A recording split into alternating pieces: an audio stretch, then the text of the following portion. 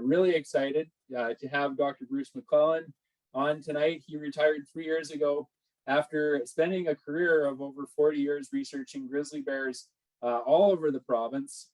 He is most known for 43 years he spent including ongoing study of grizzly bears in the Flathead.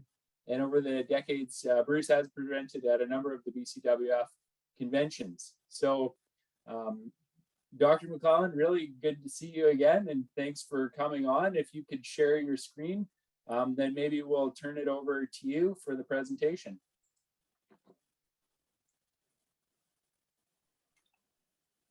Okay.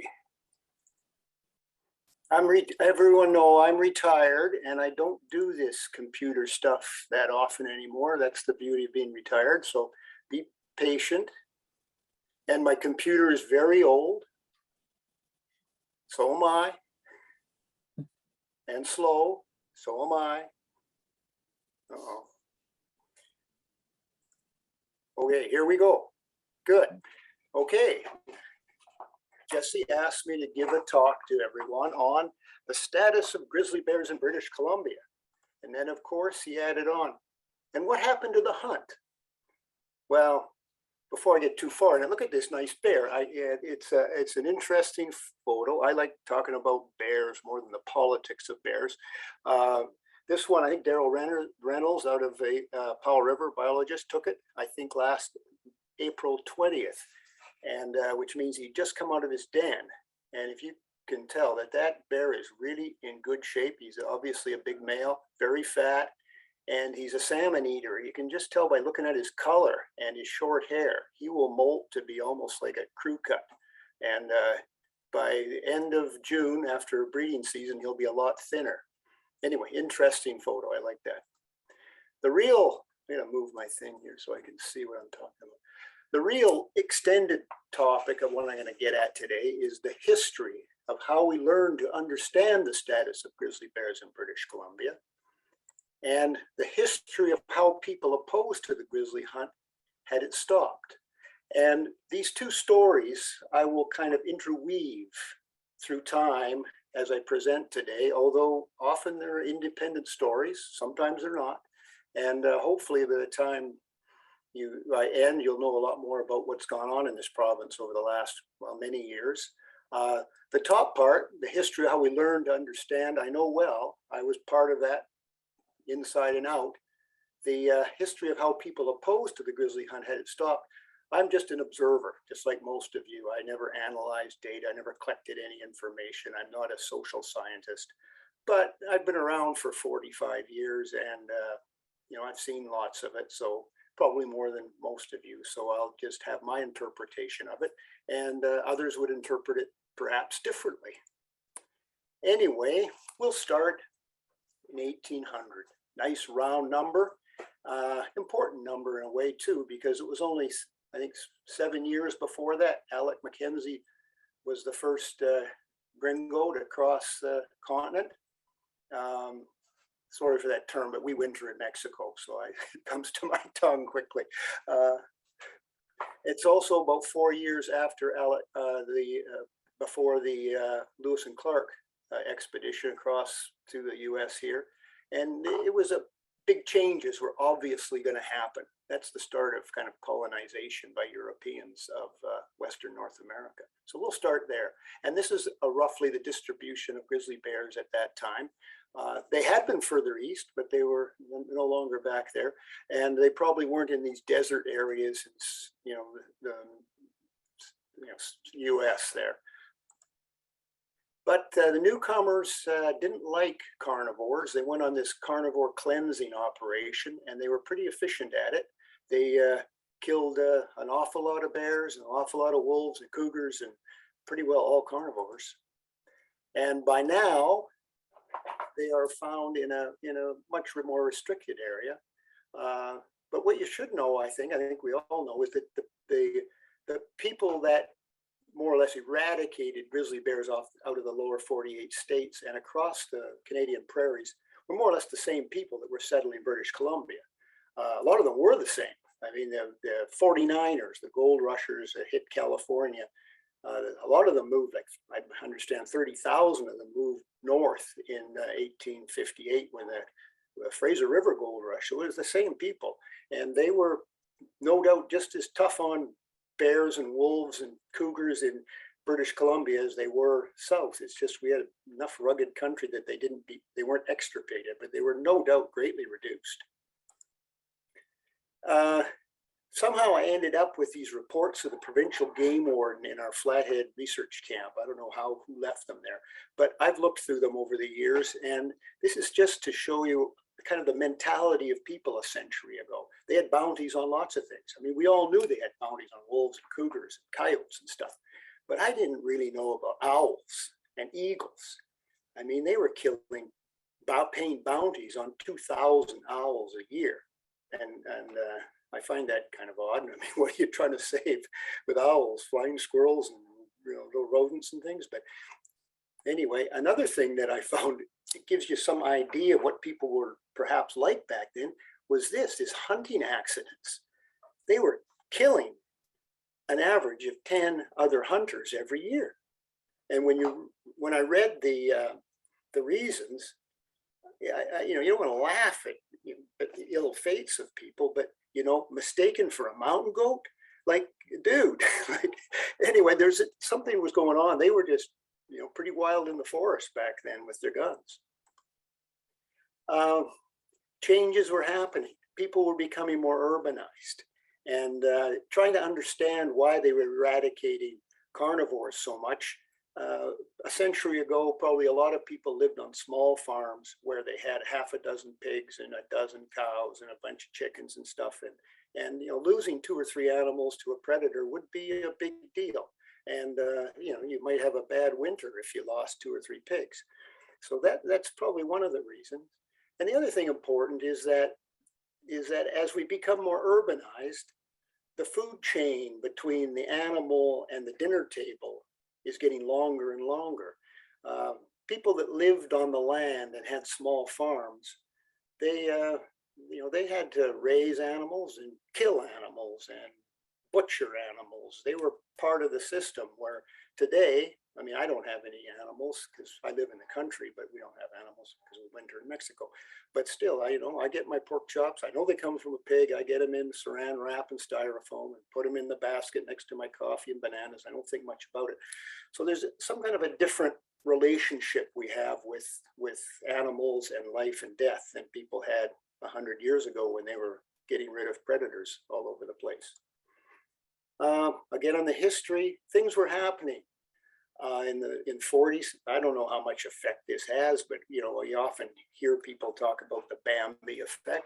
Well, we started seeing these things as real, and television became part of our lives, and we saw them.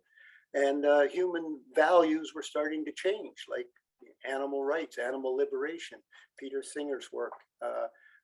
Human values were changing over these years. They've been changing for millennium, obviously. There's a few interesting hunting regulations that went on. 1919, 100 years ago, grizzly is one of the chief attractions to non-resident sportsmen, and as such is worthy of conservation. So reducing the bag limit to 3. Well, at least they were worthy of conservation. Wolves and cougars weren't. So that's why I guess we still had some around. 1964, you needed a tag, a $5 tag. And this is actually important because before that, anybody out deer hunting or elk hunting that saw a bear could shoot it. There's no problem. You could shoot it, leave it, shoot it, do anything you want. You didn't need a tag. So anyone in the forest, it was legal to kill a bear. And of course, when you had sloppy camps and whatnot, they probably no doubt killed lots of bears. But once you needed to buy a tag before you went hunting, then that kind of killing, incidental when you're out hunting, was no longer legal. 68, baiting was disallowed and females with young were protected. This is a big step, but it also shows a changing set of values towards grizzly bears. They were making hunting much more restrictive. In 71, the fall season was closed in the countries. This really shows that people were starting to get concerned about what's going on with grizzly bears. And in 76, limited entry hunting first was used. Some 70s population estimates. I remember these. 72, Dave Spalding, Fish and Wildlife guy, estimated, he kind of guessed, obviously, that there was 5,000 to 8,000 grizzlies. In 77, Dan Blower, he had a map, and I remember seeing it, of 3 colors, and he had different densities on these 3 colors. A map of BC on an 8x11 sheet of what was that say? Anyway, I can't see that. Estimated 6,600 bases on guesses. In 75, grizzlies were listed as threatened. This window away from the shared application. I don't know how to do that. Sorry. So they were asking me to do something. I don't know how to do it. I'm not technically that savvy. I'm retired. 75 grizzlies were listed as threatened in the US, and I know this had a big effect on wildlife biologists in Canada as well as citizens. All of a sudden, people realized that, wow, maybe we don't have many grizzlies left. Maybe they're going downhill too. We know they probably were. And there was rumblings of overharvest back in the 70s. God, I wish I knew how to do that. In Cranbrook, Ray DeMarshy, who passed away last year very sadly, because I think that guy did probably more for grizzly bear conservation than almost anyone. Anyway, he was concerned about grizzly bears and grizzly bear numbers. And people were telling him that, you know, there might not be as many bears around as we want, including, you know, Andy Russell, who is well known for his books on grizzly country. He, of course, lived about here in Alberta, and grizzly country was the Flathead. And even I know who Ray, you know, respected, obviously, told Ray that, you know, there's probably not as many bears as there used to be. So in 1978, Ray kind of organized a small bit of funding to try to start a grizzly bear population study down there, which was really the first grizzly bear population study to be done in the province. And I had worked for Ray, not really for him, I was a contractor doing some elk research and some mountain goat work. And so he asked me to go down there and figure out these grizzly bear things. So in 1978, my girlfriend and I shuffled on down to the Flathead, moved into a 150 square foot log cabin, the game warden's cabin on the bank of the river, and started our grizzly study. I was 24 years old. We collared bears like this female. We collared her in 1979 for an example of what we did. We collared 80 females, but this is one.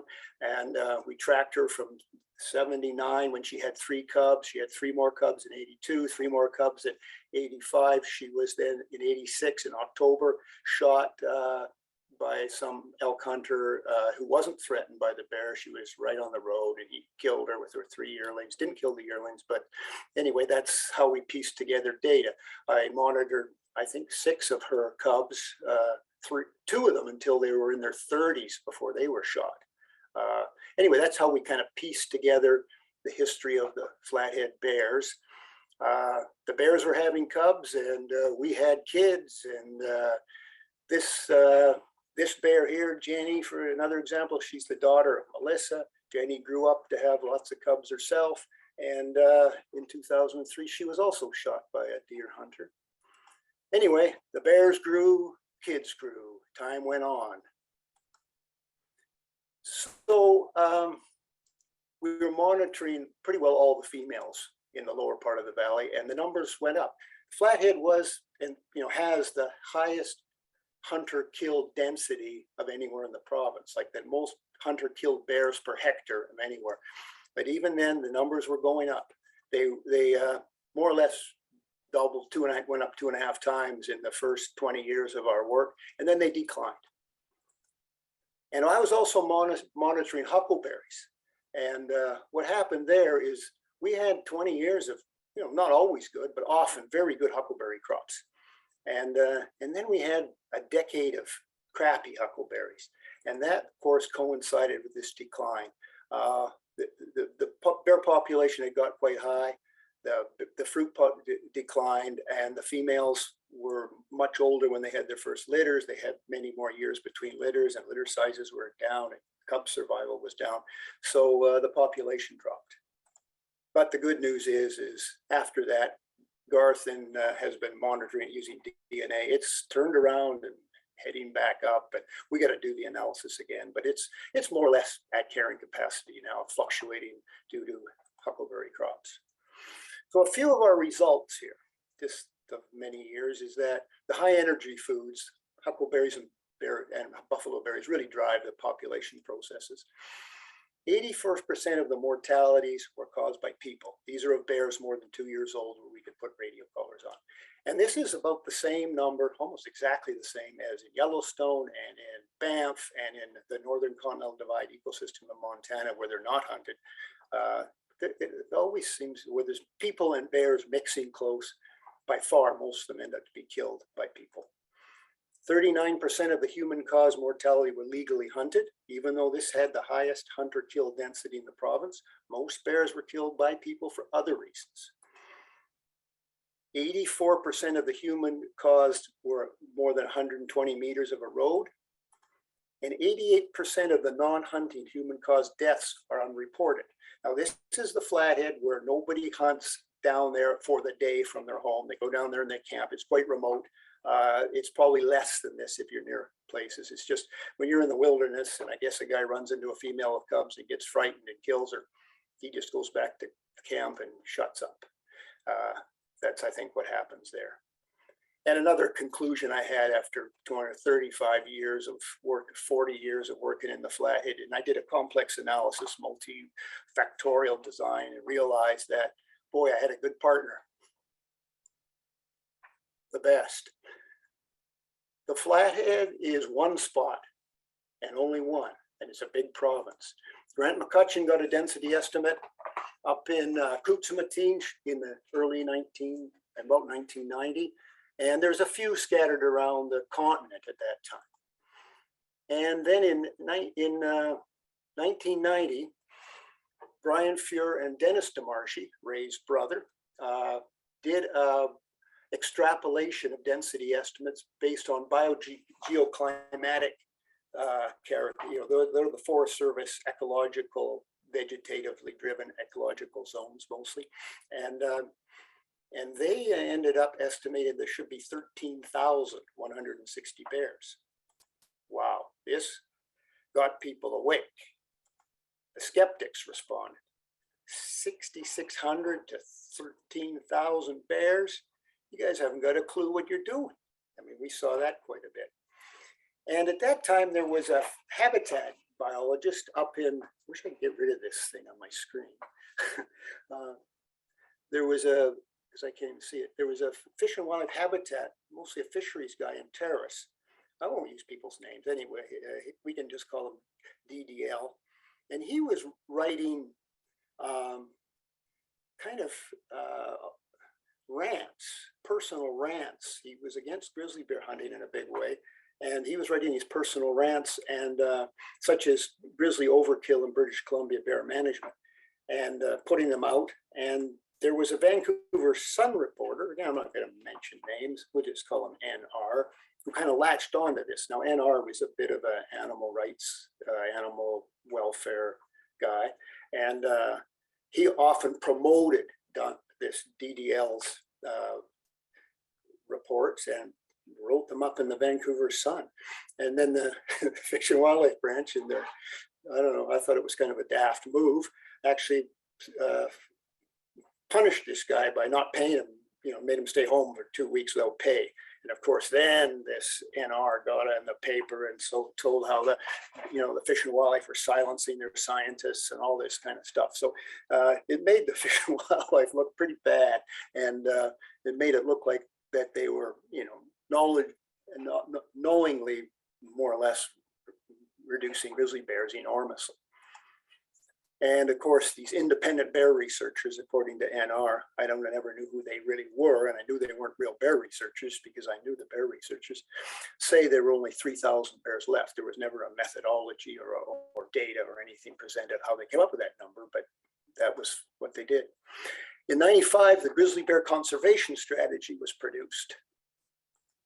And a few recommendations were to develop population units, which they did in '96, put all the hunts on LEH, limited entry, on '96, and can't see this, but because of this thing on my screen, grizzly bear, sorry, can't see it, harvest procedure in 99 and accelerate the program of population inventory.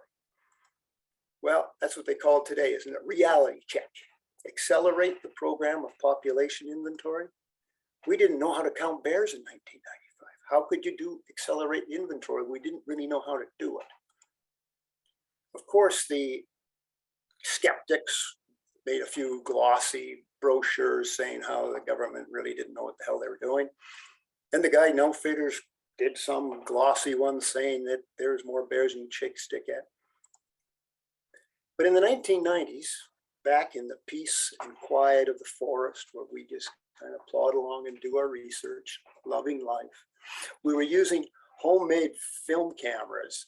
If you remember those things, 36 shots, most of them didn't work.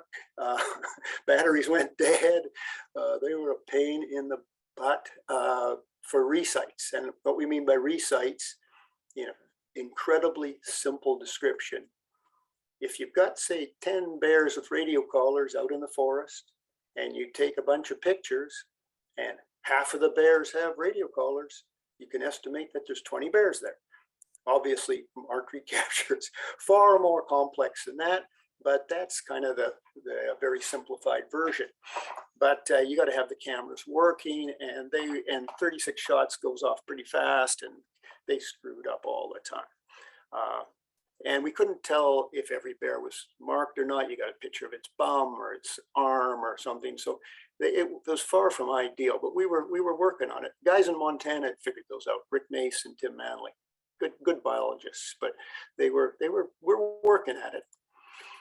And then we developed if I could see this DNA stuff. Wish I could see my screen. NBC, and it's kind of a cute story because it happened with these little cubs. These are black bears, and we could keep collared females going with black bears really easily by going into their den every 2 or 3 years when they were asleep, and just kind of make sure they stay asleep and put a new collar on. And we could count their cubs, and exactly how many cubs they had, and so it was a real good start to understanding their population. But we were also at that time just getting interested in paternity because it was kind of new. I mean, the DNA world was just kind of getting exciting in 1990.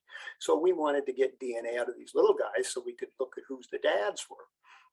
But it's hard to get tissue out of these little guys. I mean, we were getting blood out of the adults. And you try taking blood out of a 3-pound, wide awake, little tiny cute bear, and it's not that easy.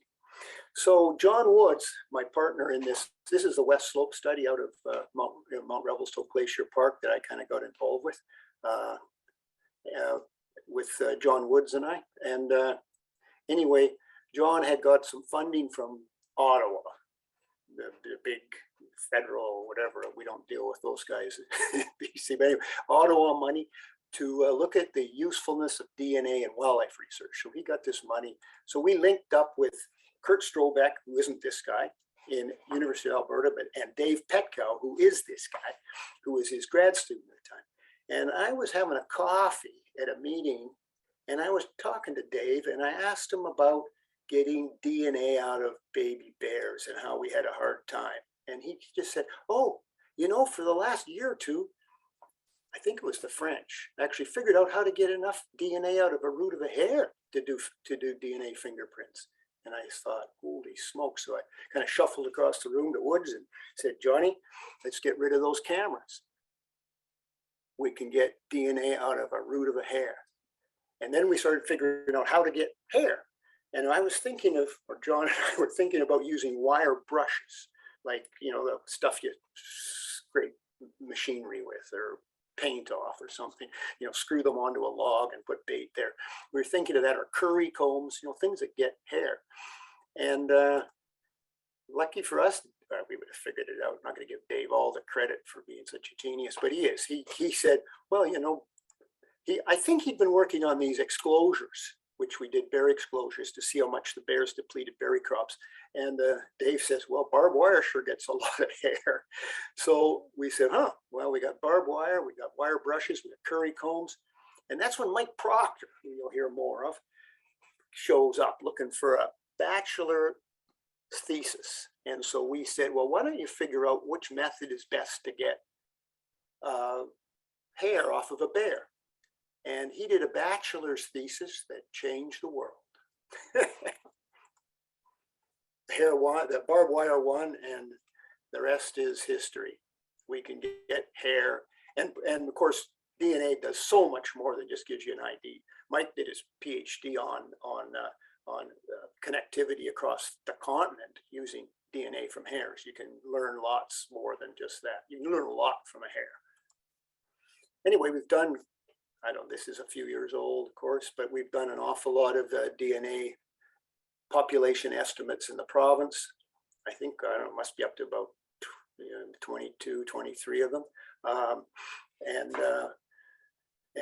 For each one of these, we get a density estimate, and if we do them often, we can get trend, and if we do two, which we've done several times, a decade or so apart, we can get trend that way. And then smart guys like Clayton Apps can put causal factors into some big, huge multivariate spatial analysis and actually predict densities at different scales. This is the whole Kootenay region that he did a map on. There's Clayton there, and me. Is that a mega hat? I don't think so. That was about 20 years ago. But anyway, that's Clayton. And then Garth comes around, Garth Moen, and he takes the density estimates across the entire continent. And you can see BC and Alberta along the, have most of them pretty well, and does the similar thing, puts all these causal, there the density is the response variable, puts all these independent variables in that influence it into some big fancy models, and therefore he can predict densities beyond where we've actually done them. And he published that in 2013. And he comes up with about 15,000 bears. And that's really not a huge density estimate, because we know we've got grizzlies over about 750,000 square kilometers in BC. So that comes to about 20 bears per thousand, which is how we measure bear densities, which is, I don't know, it's average, because that's what it is. There's Garth. Garth is kind of slowly taking over my Flathead study. And I catch bears with Garth. The hunt goes on. But in about 1990, stories go on. In the 1990s, I was elected president of the International Association of Bear Research and Management, which is a group of 500 bear researchers from 150 countries and all that. And at that task, I was often phoned or had letters written about grizzly hunting all over the world, grizzlies or black bears or bear hunting. And it became pretty clear to me that sustainability wasn't really the big issue. It was ethics. And I remember giving a talk in Golden about 1998 or something. And I more or less brought this up that, ethics is what's going to drive this thing. There's a lot of people that just don't like bear hunting. And some people that I'd known for years, hunting guides, really didn't like that. They got upset at me and they wouldn't talk to me after that almost. It really kind of was disheartening for me because I liked them. They were friends. And even bring up that ethics was important when it comes to hunting, they didn't like. And yet it seemed obvious to me about 1990s that that's what the issue was. These are photos I just took from the internet. Hope nobody recognizes them. I don't have pictures of people having cappuccinos or with lots of dogs and pets. But, there's these people who live and are far from bear hunting, are far from the wilderness, but are very interesting. And these are some quotes from them. Trophy hunting is just not part of a modern civilized society. Bear named Hope likely murdered by ruthless bear killers. And there's the media, and they like these kind of statements. These are ones I've got out of the media over the years. The government is allowing hunters to kill 50% or more of the female grizzlies. I don't know where they got that one. I'm embarrassed to be a Canadian when I think that we still allow our locals and foreigners to hunt our most precious animals. Fair. In the last 30 years from 1970, I would say we have lost about 80% of our grizzly population in the lower Skeena. And of course, the media has this all the time. It did. I mean, every month or two, there'd be something against the grizzly hunt. I kind of got a little interested when they said that we failed the test of science.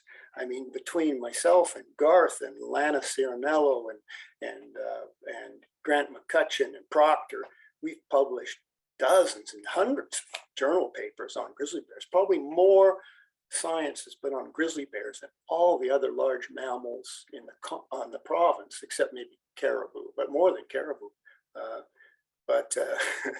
We actually know a fair bit about grizzly bears. And of course, the Albertans have done as much, if not more. And of course, the Montanans have done piles. Anyway, little hunter kill data, just to show that we even do more. There's been about 11,000 hunter killed bears in the database. And when I actually got transferred from the Forest Service, I worked in the Forest Service research branch for about 10, 20 years. And then I got moved into fish and wildlife for my last few years of my career. And so I finally got access to this data. And I thought, well, they've been collecting it for all these years. Might as well see what I can learn from it. I mean, it cost a hell of a lot to record every dead bear and its age, get it aged and all that. Anyway, males are more vulnerable than females. That's something we know to hunting. And the models suggest there's a patterns of high and low kill rates. And everyone knows you got to be cautious about using kill data. Anyway, I use Alaska GM13, which is the Sustanet Valley, which is just north of Anchorage. It's an area where the Alaskans have been trying to reduce bear numbers for a couple of decades now by hunting. And they hunt them hard. And what it is that this is the kill data. This is the proportion of males in the kill, and this is the age. And when they're born, they're like 50-50 males and females. And when they get to be about 3, when they can be hunted, they're away from their mother, there was about equal numbers of males and females. But because males are more vulnerable, more males are shot. And more males are shot for the first quite a few years, but gradually an increasing number of females come into the harvest. Not because their vulnerabilities are changing. Males are still way more vulnerable, but it's because they depleted the males. There's not many males left. So even though males are more vulnerable, you don't shoot many because there aren't any. So you get this declining line that actually crosses the 50% line about 10 years of age. The BC data is nothing like that. It just starts at about 60% and then goes up every decade. And that just, suggests, I'm not saying it is sure because it's just harvest data, it suggests a pretty light harvest. But it also suggests to me is what's happening to all these females? Are they dying of naturally? Not many do that. Anyway, that's, and Ian did these statistical population reconstructions where you reconstruct the population from the dead animals. And this is the temperate mountains, which is more or less the southern interior mountains. And the population seems to have been going up and up until it peaked around, 2005 or something, and then it's maybe leveling out or going down. And this is the northern half of the province. It's been pretty stable over the, whatever this is, 30 years. Then comes internet and social media. This kind of stuff hit. We all saw it. I shook my head and go, oh, that's ugly. That's ugly. This is ugly. I mean, getting all revved up, the animal's dead. I mean, show her some respect. But the one that really got me, someone emailed me, and you probably, most of you have seen it, is a video of these guys shooting this bear on a hillside. I don't have it. I wouldn't show it anyway. And they shoot it multiple times. They're cheering each other on, and the bear slides down the hillside, big smear of blood. And when I saw that, I just thought, that's the end of the hunt.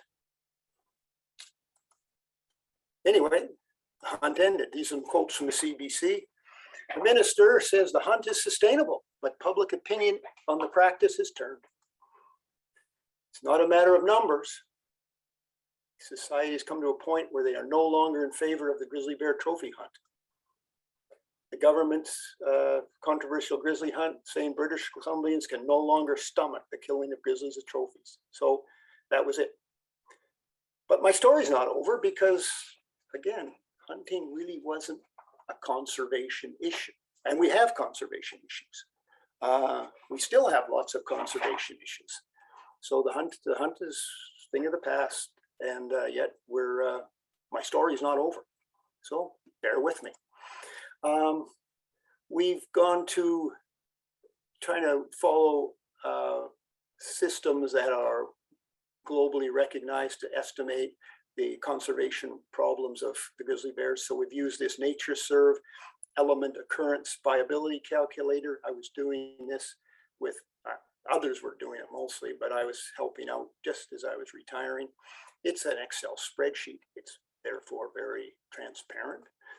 Things that go in are population size, trend, and degree of isolation, and there's 14 threats. This is a standard NatureServe process. And this is what comes out of the population units of BC. It's not that surprising that very low concern in the northern mountains and down the west coast. The greatest concern is where all the humans are, around Vancouver, down in the down here in the southwest, and also quite a bit of high concern in the Kootenays and a few more in the Prince George area. And it's also not surprising that that's kind of mimics where all the roads are. Not many roads in the north, and grizzly bears are doing great. Not many roads in the coast mountains, and not much concern everywhere, because we got a lot of roads in BC, and as we all know now, is that roads are a big problem with grizzly bears. That's where they die. I'm going to talk mostly about these problem areas, the challenging areas, along the kind of U.S. border. Here's the Northern Continental Divide ecosystem in Montana. It's got about 1,100 bears. It's expanded a lot over the last 30 or 40 years. This is the Flathead where I've worked. It's also expanded a lot over the last 30 or 40 years, spilled into Alberta, and that's gone up. And here is a fracture, a potential fracture, Highway 3, a real problem right there. I mean, in this 100-kilometer area, there's 7 towns, about 20,000 people. There's rural settlement. There's 5 active open pit coal mines. There's a railway to deal with these coal mines. There's ski resorts. There's recreation. There's all kinds of stuff going on. It's busy. Clayton Lamb has been working there for the last 5 years or so, and he's caught 71 different grizzly bears in that valley amongst all these people. And once they get to be adults, their survival is about normal for grizzly bears, about 95%. But not many get to be adults. Subadult male survival is less than half. So your chances aren't 50-50 that you'll live to next year. And females aren't much better. It's a population sink. It's being supported by bears coming in from much higher numbers from outside of the valley. There are lots of challenges in here. And if this area becomes, I think once again, I think it was a fracture more before, that's not good for isolating bear populations. There's Clayton. But there's stuff being done, lots being done actually. This is a whole family. These are 3 cubs killed by the train. Mom's dead up on the train tracks. Not good. About half his bears that have died have been, rail and road. The other are conflicts. But they're working on it. They're going to hopefully start fencing and putting overpasses in places. And there's a lot of private land now being controlled by the Nature Conservancy, and also being Tech Corporation has a bunch of land they're doing conservation stuff on. So lots of good things is going on there. Clayton's doing an awesome job, I tell you. I don't use that word often either. Moving a little west, let's go to the Selkirks.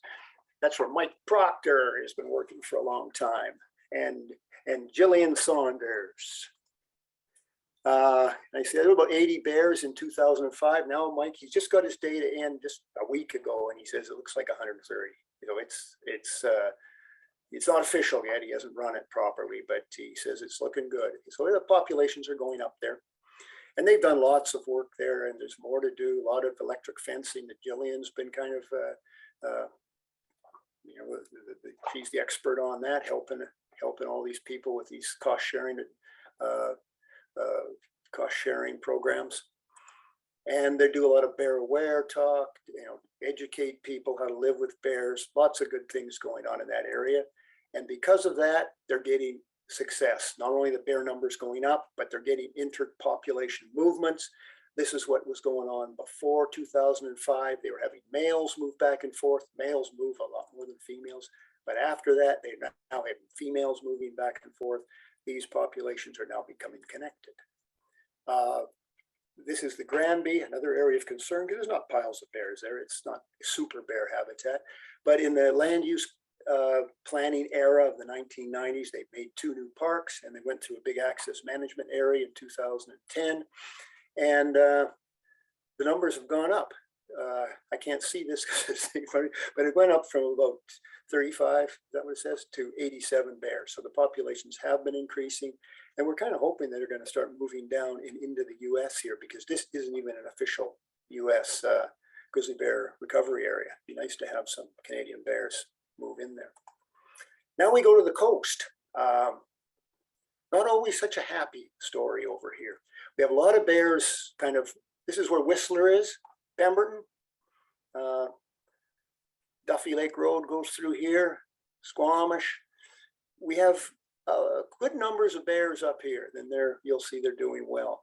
We have small and isolated populations here. The Cascade Mountains, there's a male there, one. I don't think there's been a female seen there for decades. I think that population's gone. It's going to need augmentation transplants if it's going to be recovered. This one wasn't even a population. We call this Hat Creek. We didn't even know it was a population until my trusty pilot, Clay Wilson, was flying over and saw a mother with 2 yearlings in 2007. And Clay has caught hundreds of bears with me. There's no one that knows more about grizzly bears than, at least can I get grizzly bear than Clay. So it's 100% positive.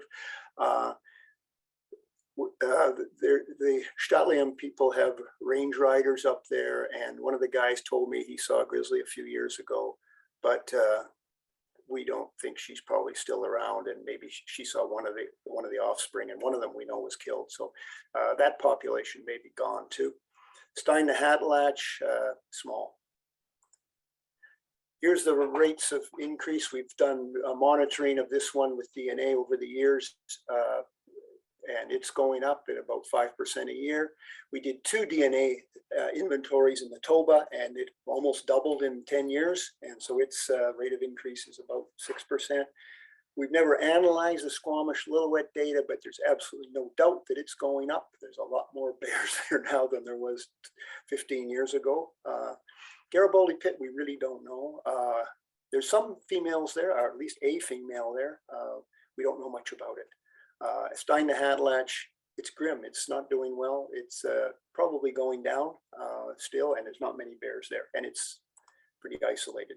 We've had 4 males that we know of leave the Stein that were born here, and 1 come in. And I think 1 did some breeding down there. So there's some gene flow. We've had no females move back and forth.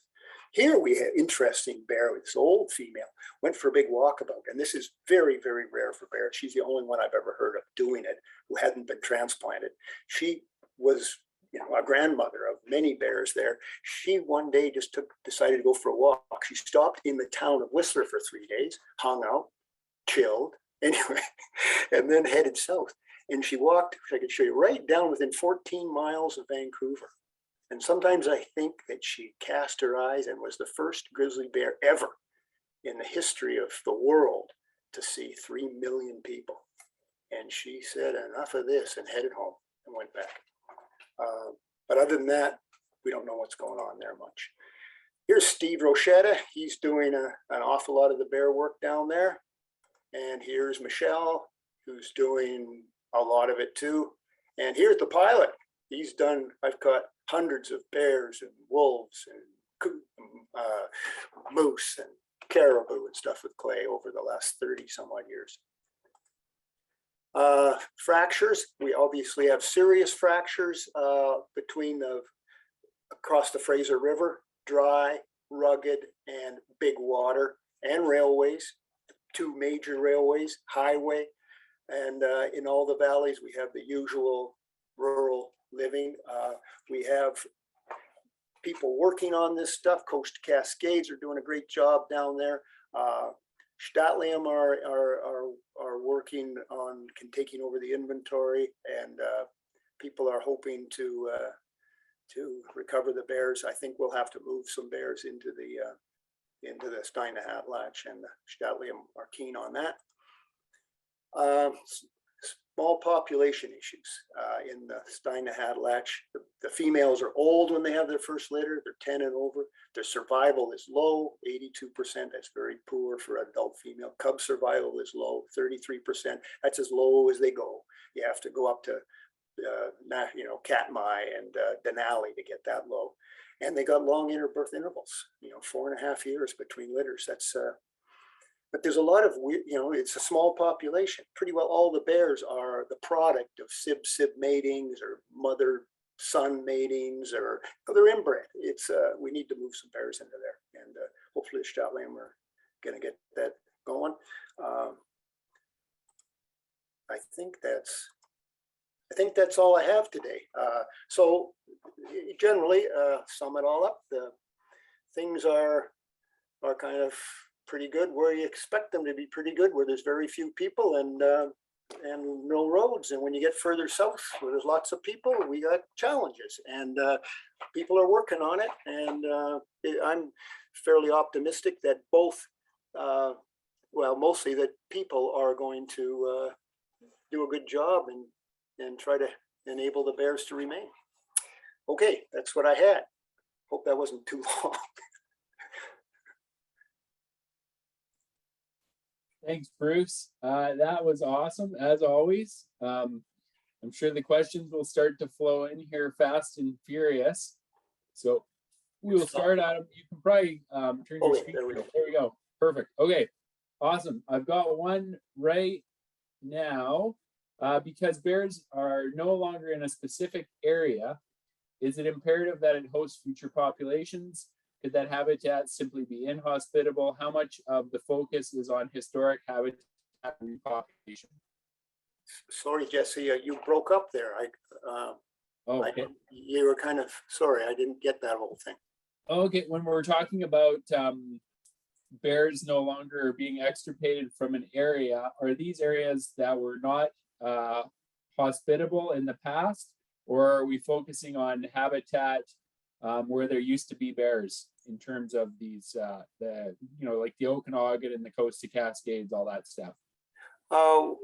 We're focusing on areas that used to have bears and still have bears, most of them, and is good bear habitat.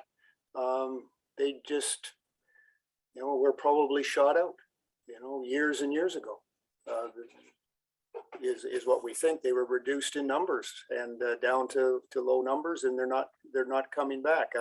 I don't know the history of the North Cascades well enough, but I don't think there's been bears around there for, like breeding females for quite a few decades. Okay, and awesome. It's good habitat. I mean, it's the U.S. is a huge chunk of wilderness there. It could hold a lot of bears. Question here. What about the northeast corner of the province? So the Peace, how are bears doing up there? My understanding, never having spent much time there, that they're not doing that great. It's you go, when you get up into the boreal, you go from grizzly bears in the mountains, grizzly bears and grizzly bears in the mountains, grizzly bears and black bears for a ways. And then eventually, when you get into Alberta, the grizzly bears just fall out. Black bears become very abundant. And I think when you get up, in the north of Fort Nelson into the real boreal, I have a feeling the densities of grizzlies are very low. And the black bears are probably quite high. But to tell you the truth, I don't know much about that myself. I'm kind of speculating. And what other people have said. We've never, the Albertans did a DNA grid way up there, and I've never seen the original paper, but I have heard that they didn't get any bears on the BC side, and they thought they got like 14 individuals over a big area on the Alberta side. So there's not a high density of bears up there, and there probably hasn't been. There's probably a lot more black bears. Okay. Next question, comment starts, person, the individual works in fisheries in the Hatlatch. Often seen one female with cubs on the river after sockeye and pink. What do you think is the biggest cause of outmigration in the area? Of out migration? Yeah. Well, we've only know of four males that have left. I think that's just that's just one of the very few females. We think there's only about 5 or 6 females in that whole population. So I think that's perhaps just one of them. You know, it's not there. She probably lives there. I don't think she's probably migrating. And if her cub survival rate is the same as the others, not many of them make it. Okay. Okay, so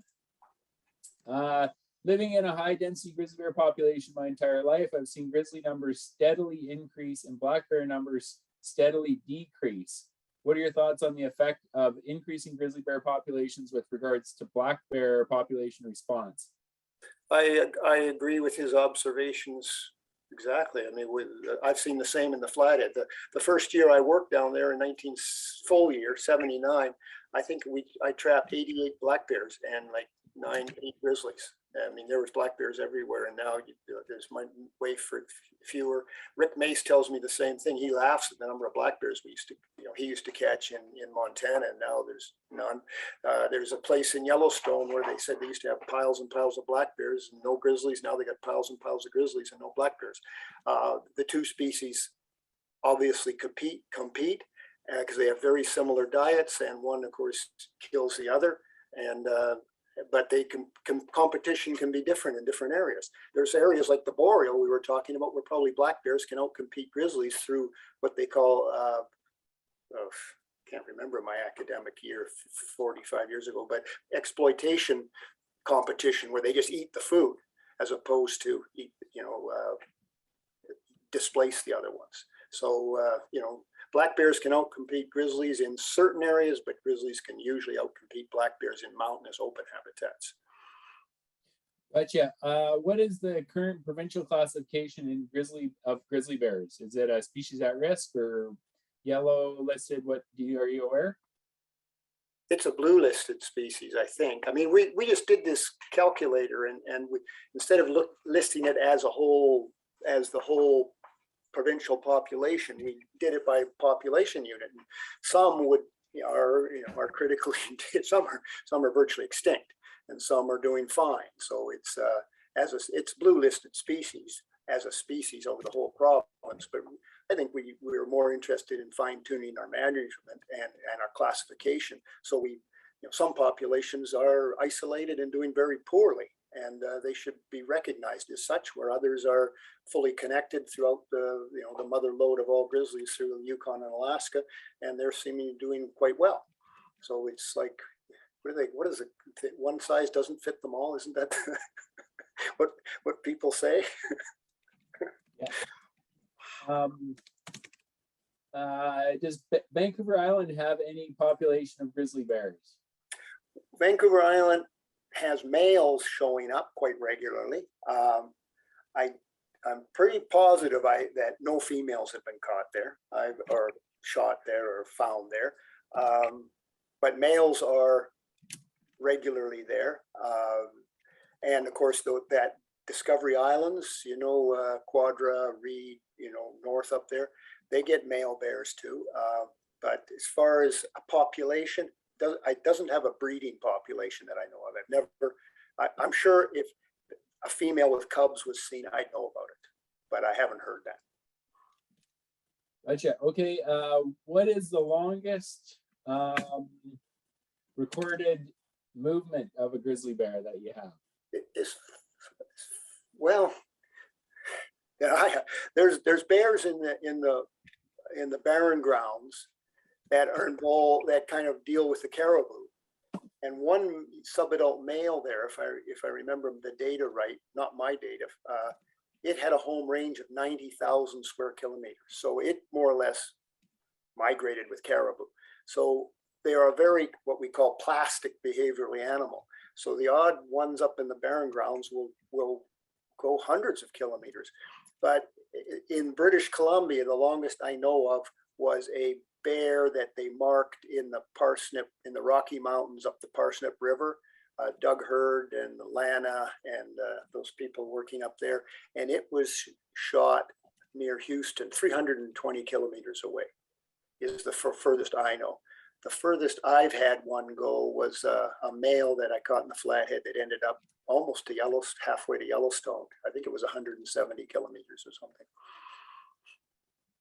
Awesome. Elk population is growing in the mountains on the north side of Vancouver and Fraser Valley, Pitt Valley. So these are Roosevelt's. Will this bring in the grizzly bear population? So Bruce, we do have a few questions, I guess, around the relationship between grizzly bear density, moose, caribou calves. How does that maybe that'll get me on deal with 5 or 6 questions here. So are you able to kind of go into that? Yeah, I have a drink of water. I've been talking too much. That's a question that often comes up. And we do know that grizzly bears are a major predator of neonates. They are very effective at killing ungulate babies for the first month or so of their life. And in areas where they have lots of ungulates, elk or deer or moose or caribou, and fairly poor plant life, like Yellowstone, like Sustan, like a lot of the Yukon, they kill a lot of calves. I mean, that Brockman, he put those camera collars on grizzly bears, and he had some, I think it was killed 30 in a day. Like they get really good at it. I know there was a Yellowstone, there was one that killed 12 elk in a day. That's when they had like tens of thousands of elk. But yeah, some get really good at it. I think that in areas, I mean, what's interesting to me is in the Southern Rockies, we haven't detected that in the isotope analysis, which is a way we can get a suggestion about how much meat is in the diet. And neonates would have very high levels of nitrogen because they're nursing. So they're like a predator almost, right? They're nursing off their mothers. So the babies will have a high level of nitrogen 15 in them.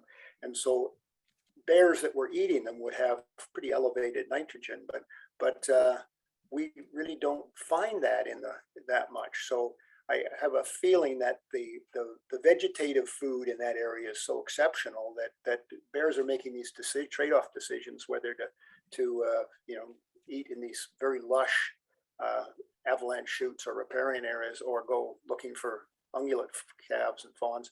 And they obviously do it. They kill some, I know they do, but they might not do it as actively as bears in areas with poor plant food. We don't know in BC. We've never really studied it. But. Okay. Thanks. And okay, so here's one around that a lot of the data is older in terms of grizzly bear population densities.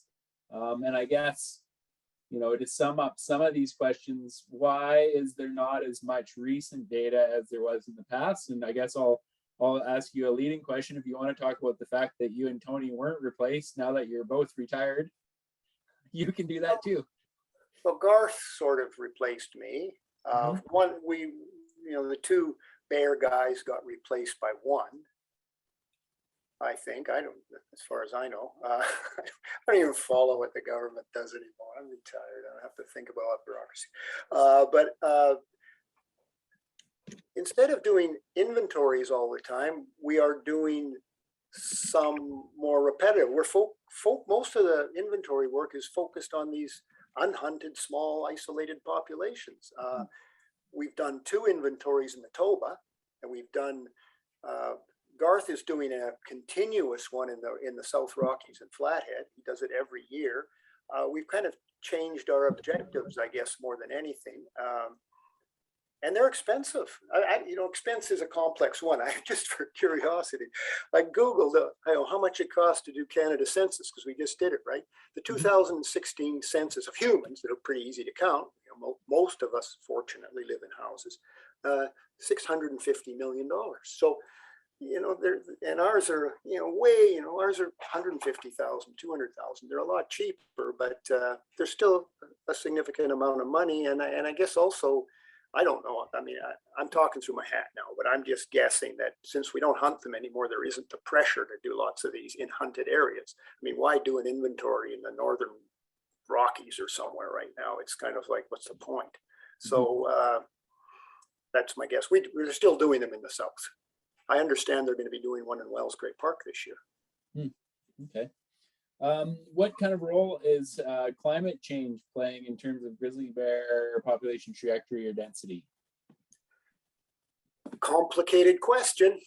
I'll say so far undetectable, because I don't think we've really hit the brunt of climate change.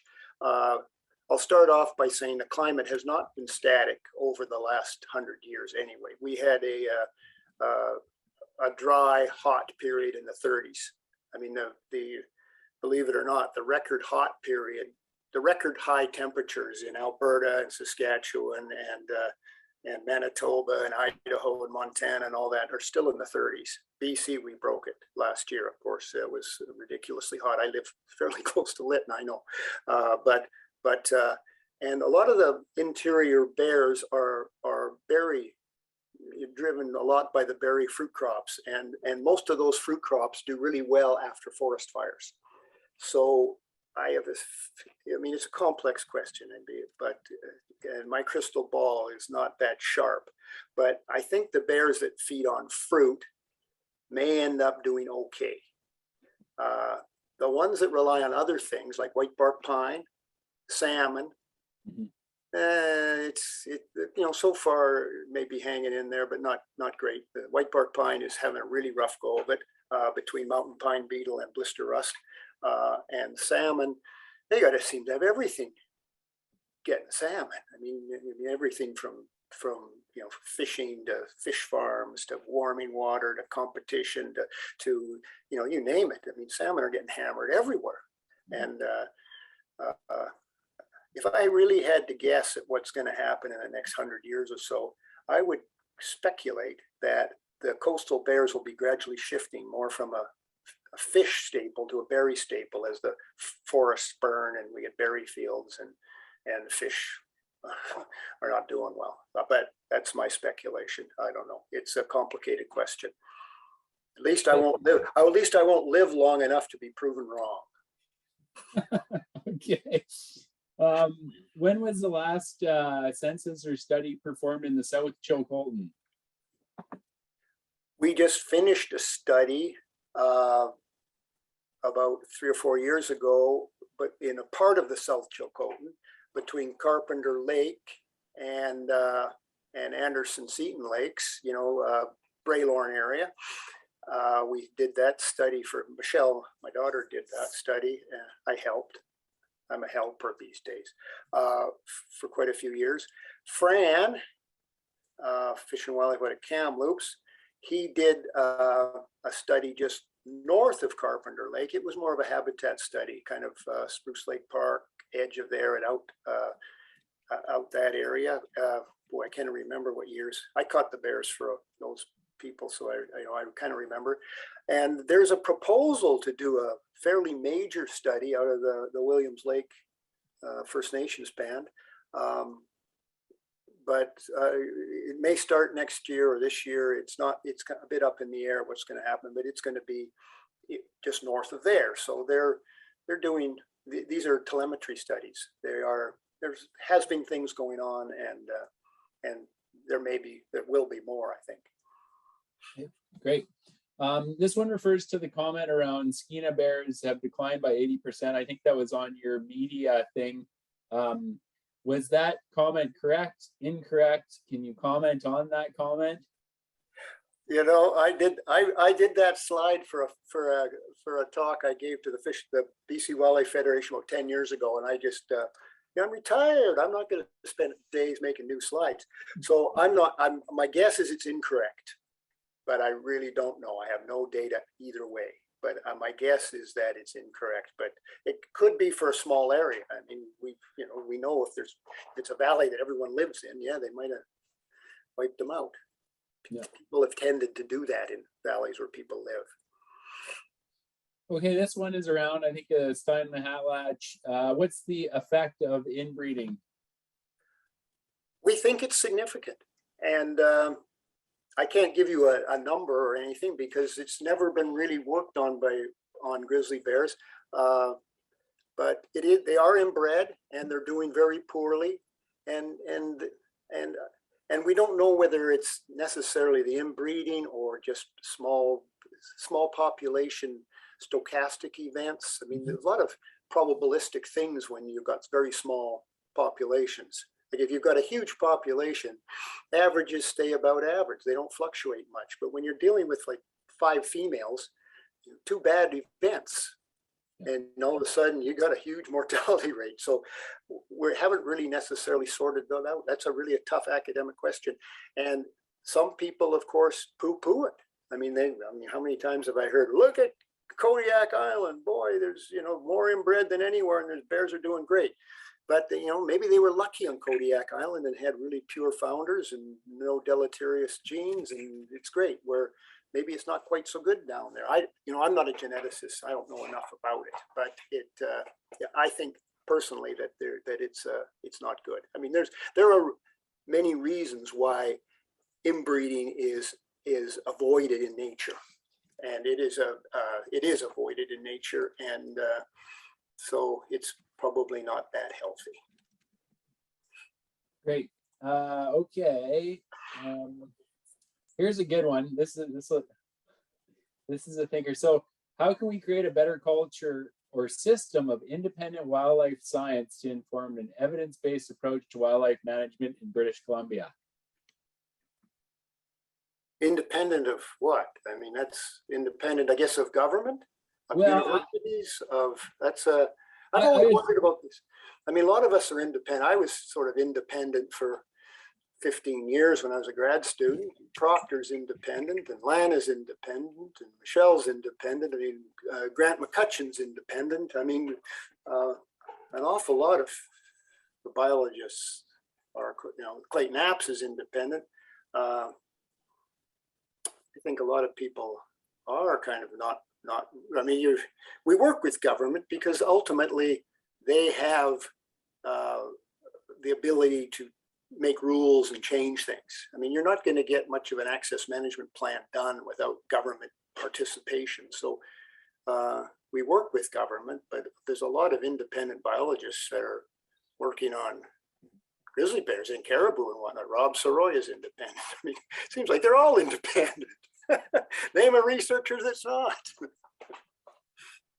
Yeah. I think it's, I mean, you lived in kind of, I mean, in your career, you were given a lot more autonomy, I think, than a lot of other people inside of government. You kind of did your own thing. So that's a point that I will bring up. People have sometimes hinted that we were controlled. I never once ever I was a grad student I did my master's and PhD in the Flathead. So I was a grad student as long as they'd let me, because it was wonderful. Slyn and I living in the bush for a decade, it was wonderful. But so I was a decade grad student. Then I worked for the government for 30 years. I was never once ever told what to publish, what to write. I wrote bad things about caribou. I mean, we wrote PVA models showing that we're going to lose about 5 populations. And we have lost those 5 populations. I mean, that's not good news. We say it's the habitat, alteration.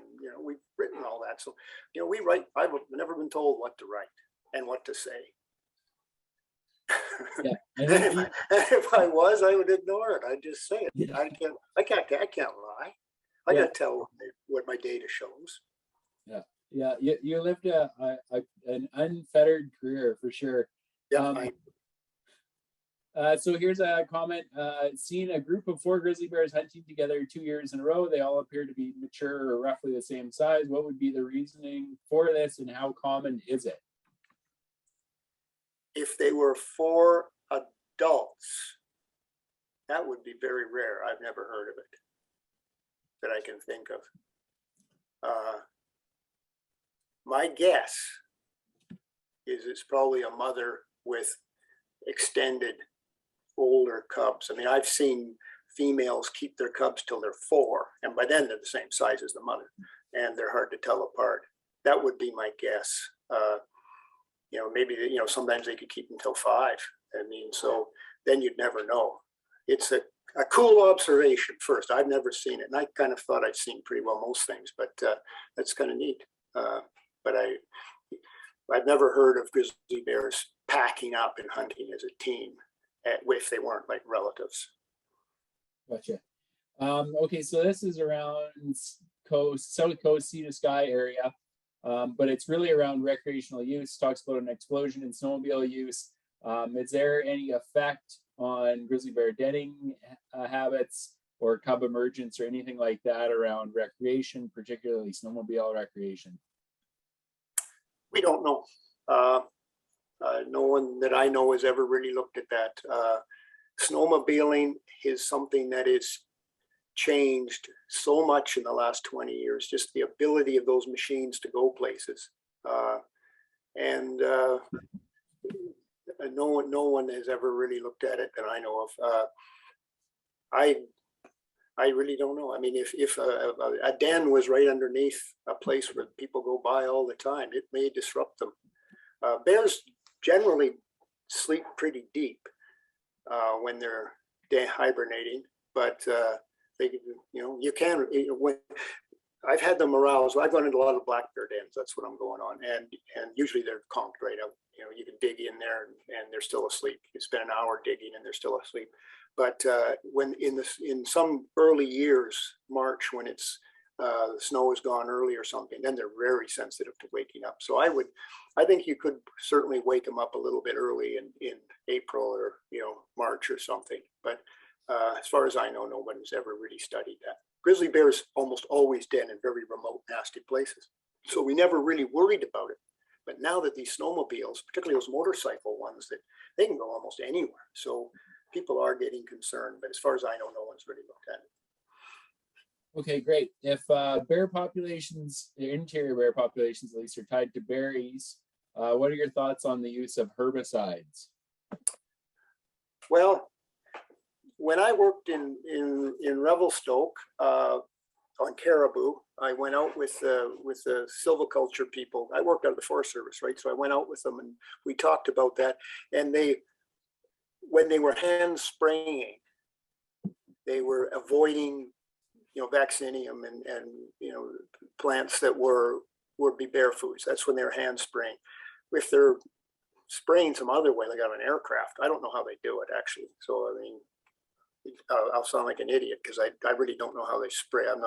I don't do that kind of stuff. But it would obviously be bad if it kills the plants. It's going to be bad. If they can avoid killing the huckleberries and the elderberry and the sperdia and all the bear food berries, then it's not bad. If it kills them, it's bad. How's that? And it depends how they do it. In general, it's probably not good for them. Okay, great. What do you think is the impact of the hunt? What do you think the impact of the hunt ban is on other issues related to the conservation of grizzly bears, i.e., habitat degradation, roads, etc.?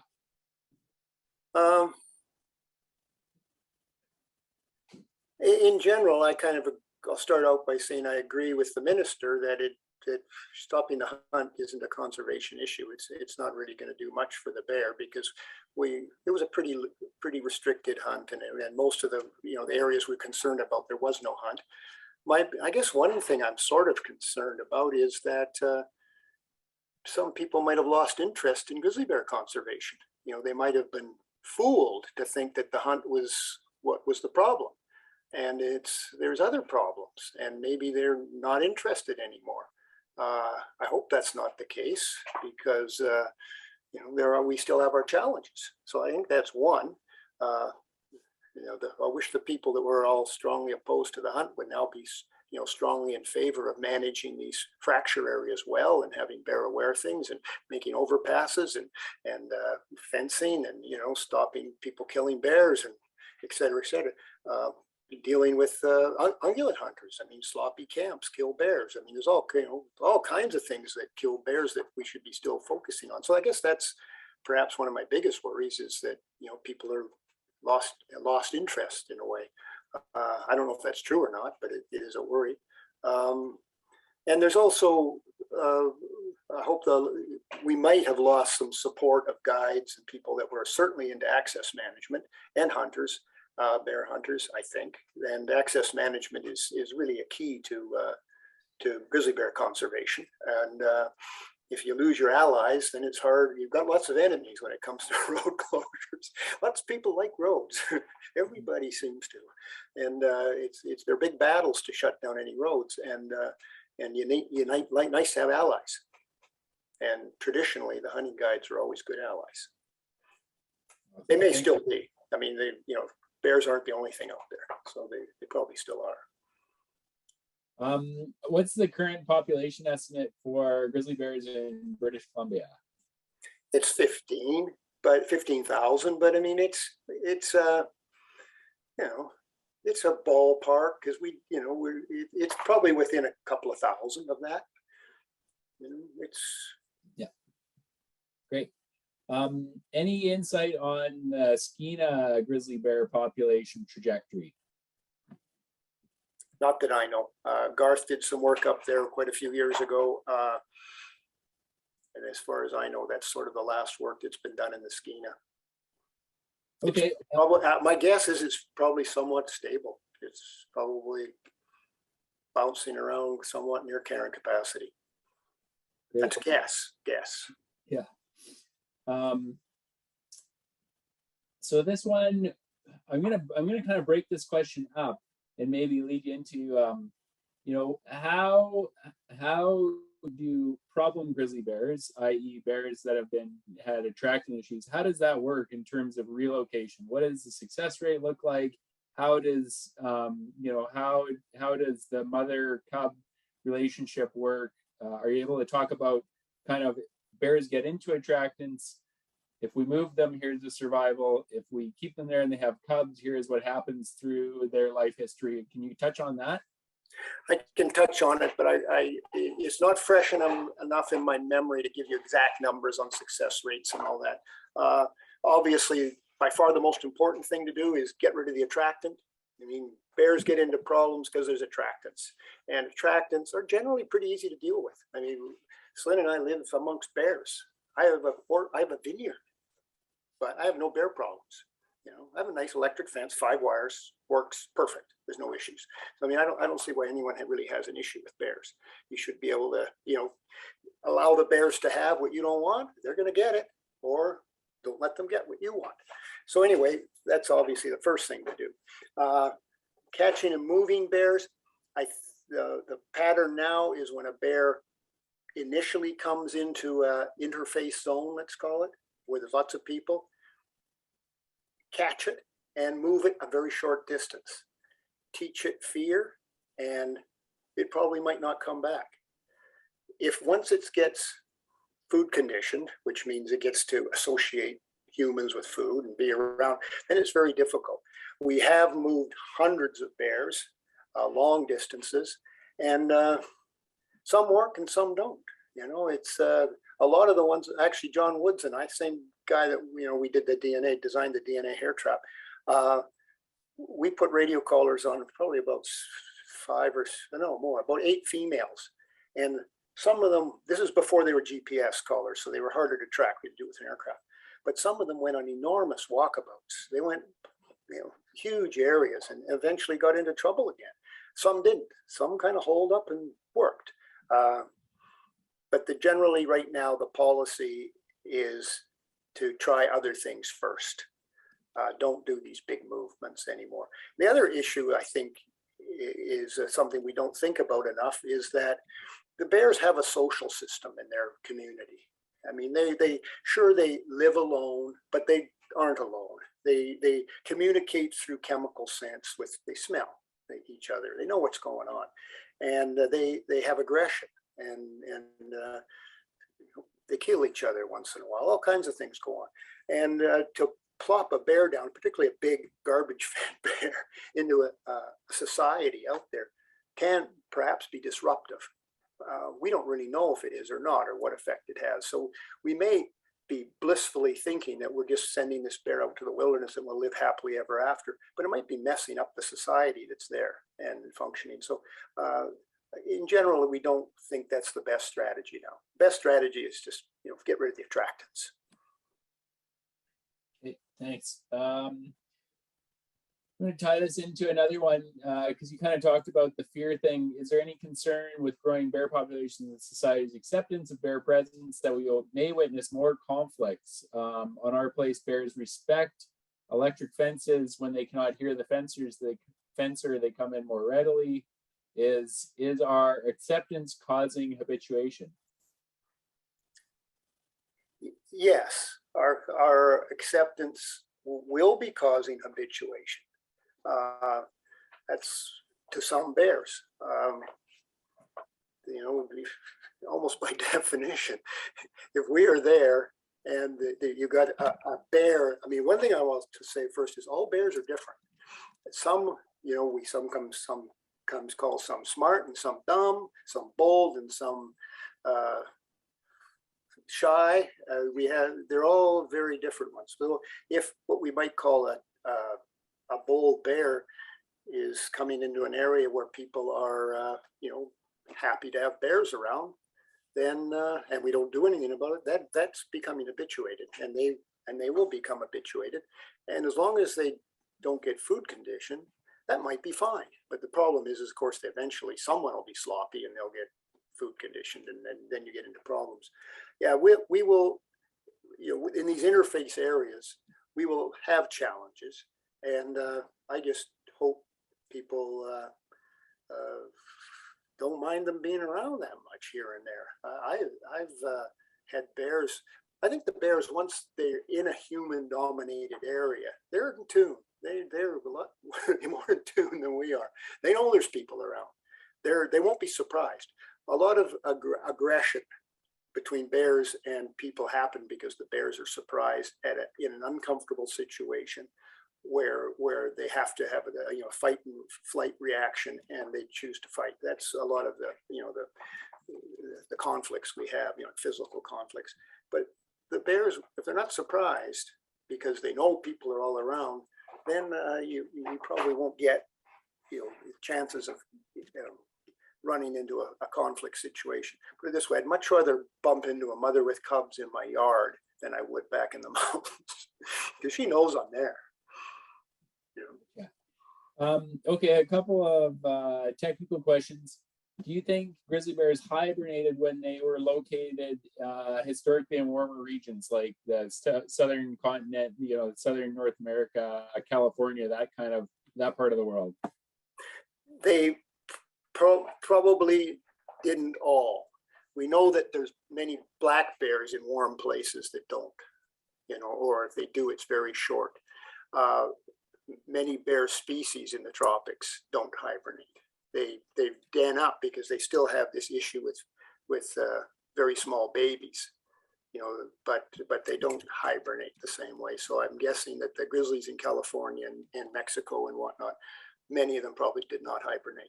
I mean, some grizzlies even in the Flathead, they all hibernate a bit, but I know a woman that did wolf work down there. She was there all winter. She says she's seen grizzly tracks every month of the year down there. So there's the odd ones out wandering around. They do hibernate, all of them do, but I'm sure that California, probably the odd ones weren't, especially males. Awesome. On average, what is the cub survival rate during their first year? That's all over the map. Places like Katmai, areas that are at carrying capacity and high densities. Katmai, Denali, it's about 0.33, 0.35. Areas like Flathead, Banff, Yellowstone, it's about 0.75. So highly variable. A major cause of cub mortality is being killed by adult males. So in areas where there's lots of bears, high densities, and lots of males, they seem to have a pretty high mortality rate. Okay, we'll go for one more big picture question, and then maybe we'll send you a few of the ones that are remaining. We've gone way past our 15 to 30 minutes of Q&A. We're close to 45. So this is kind of the big picture one. The question kind of leads in around habitat loss, cumulative effects, resource extraction. Does the province have appropriate legislation that will sustain grizzly bears into the future, or has this largely been swept under the carpet in favor of economics? So I guess, do we have the... That is a big tough question. I'd say if we were talking caribou, it would be, I'd certainly say that, good luck. Caribou are going to have a rough go of it. Grizzly bears, we are fortunate in that they're an incredibly adaptable animal. I mean, their Ursus arctos is found across Europe, not across all of Europe, of course, but, Asia, Gobi Desert, all kinds of down into Iran. There might even be some left in Syria. I'm not going to go check right now, but they were in North Africa. They're an incredibly adaptable animal. They're amazing, really. I mean, even within BC, that picture I showed of the big brown guy, you got a big salmon eating bear. A mile away, you'll have a small huckleberry eating bear. We have bears, digging roots in the desert, desert parsley. I mean, they're incredibly adaptable animals. So that's what they got going for them. And because of that, they can take a lot of abuse as far as altering habitats, but they can't take a lot of mortality. They don't reproduce that fast. So as long as we don't attract and kill too many, I think they'll do fairly well in most places. But of course, we do a lot of development, and if we do those developments, then we're going to have to take bears into consideration, and can't do everything just 100% for economics and expect to have much of anything left. We're going to have to share the world a bit. I hope quite a bit. Yeah. I think we can do both. That's where knowledge comes in. That's where knowing what you're doing comes in. I think we can probably do, make a good living out of our resources and keep our animals around. But you can't do that just by ignoring the animals. You got to kind of give and take and do it right. And I hope that we have enough sense in this province to do that. Okay, well, that's great. Thanks, Bruce. Awesome webinar. I've got a ton of questions. Maybe I'll send you a few if you don't mind answering just short written answers, but we'll pick that up later. I don't want to take up all your time. You want me to write something? Well, I'll send you. We've covered most of them. Anyways, I'll be giving you a bill. Okay, sounds good. I'll give you a tired. I don't mind talking. We'll send it to Soroya. He can pay the bill. Okay, but anyways, thank you all for attending this webinar. I think we had well over 200 people here at one point tuned in. Thank you everyone for attending. As said, these webinars are for you to talk about, not only for you to learn about, but to talk about to your friends and your coworkers and your relatives so that they can capture some of this knowledge and hopefully use it to advocate and better understand fish, wildlife, and habitat in British Columbia. Really appreciate your time, Bruce. Awesome work. Lots of compliments and people saying thanks and saying that you did a great job. So really appreciate everything you do and hope you continue to enjoy your retirement, but also continue to catch some grizzly bears. Okay. Thanks, Jesse. All right. Thanks, everyone. Thanks, Philippe, for doing all the technical work. And I hope everyone has a great evening. Thank you. Thanks. See ya.